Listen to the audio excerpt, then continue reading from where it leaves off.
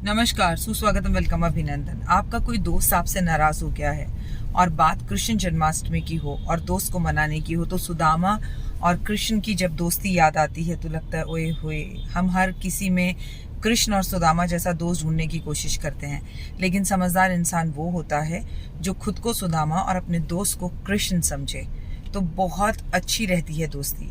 आज अपने रूठे हुए दोस्त को मनाने के लिए कृष्ण और सुदामा का एक चित्र आज आप निकाल कर श्री कृष्ण भगवान के मंदिर में भेंट स्वरूप चढ़ाएं। लेकिन अगर आपके यहाँ किसी वजह से मंदिर बंद है तो आप इसे अपने घर के मंदिर में भी भगवान को भेंट स्वरूप चढ़ा सकते हैं। या आपको मैं बता दूं कि बेहद ही उत्तम रहता है कि आप पीपल के पेड़ पर इस चित्र को रख कर आ जाएं। इससे भी आपका जो नाराज दोस्त है, बिछड़ा हुआ दोस्त है, जिससे आपके रिश्ते नहीं चल पा रहे हैं या दोनों के बीच में खटास हो गई है, कृष्ण जी की कृपा से आपकी दोस्ती वापस हो जाएगी। और कृष्ण के सामने अपने मन ही मन में ये कामना करें कि मेरा दोस्त मुझसे नाराज़ है और हमारी दोस्ती ठीक हो जाए, और मुझे अपने की हुई गलतियों के लिए पछतावा है और मैं अपने उस दोस्त को खोना नहीं चाहता।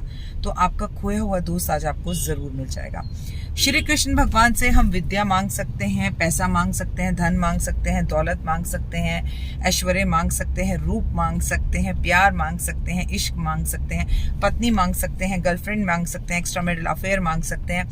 एकमात्र कृष्ण ऐसे भगवान है जो 16 कला संपन्न है और चंद्रमा के सारे गुण उनमें हैं। और जब उनका जन्म हुआ था तो वो जन्म हुआ था जब चंद्रमा वृषभ राशि में था, और अब भी ऐसा है। तो वृषभ राशि वालों के लिए एक खास बात यह है कि उनके व्यक्तित्व में कृष्ण जैसी भूमिकाएं और कृष्ण जैसा चरित्र बहुत हद तक होता है। तो अगर आप वृषभ राशि के हैं तो आप देखेंगे कि आप किसी हद तक कृष्ण हैं। कृष्ण हमें झूठ बोलना भी सिखाते हैं, कृष्ण हमें वक्त आने पर खड़े होकर स्टैंड लेना भी सिखाते हैं। कृष्ण हमें ये भी सिखाते हैं कि लाइफ के अंदर स्थितियां कैसी भी हों उसका सामना करना चाहिए, उसमें उससे भागना नहीं चाहिए। कृष्ण हमें गीता का ज्ञान भी देते हैं। तो जब भी कृष्ण जन्म की बात हो, कृष्ण जन्माष्टमी की बात हो और गीता की बात ना हो, ऐसा नहीं हो सकता। आज पूरा दिन मैं डॉक्टर वायरा की हर एक घंटे बाद आपके साथ जुड़ी हुई हूँ और आपको उपाय बता रही हूँ। आज गीता पूरी रात जाग कर पढ़ना, क्योंकि मोह रात्रि में गीता का पाठ करना 18 अध्याय करने में मात्र 2 घंटे लगते हैं। आपको इसका विशेष लाभ होता है।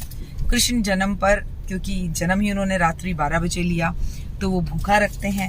रात्रि 12 बजे तक भूखा रहा जाता है। कई लोग अगले दिन सुबह तक भूखे रहते हैं, तो कई लोग उनका अभिषेक करने के बाद भोजन करते हैं। बात रही मेरी, तो मैं निर्जल हूँ और कल रात 12 बजे से मेरा व्रत शुरू हुआ था और आज रात उनका जन्म होने के बाद, खीरा काटने के बाद, आरती करने के बाद ही मैं जल ग्रहण करूँगी। तो मेरा निर्जल व्रत रहेगा। और अगर आप ये व्रत नहीं भी रख पा रहे तो आपके परिवार का सदस्य होने के नाते मैं डॉक्टर वायरा की अपना जो व्रत रख रही हूँ मेरे इस यूट्यूब परिवार के लिए ही है। आप खुश रहें, ईश्वर से यही कामना करती हूँ। बस खूब पॉजिटिव रहें, कुछ कर सके ना कर सके, लेकिन आज दान दिल खोल कर करें आप।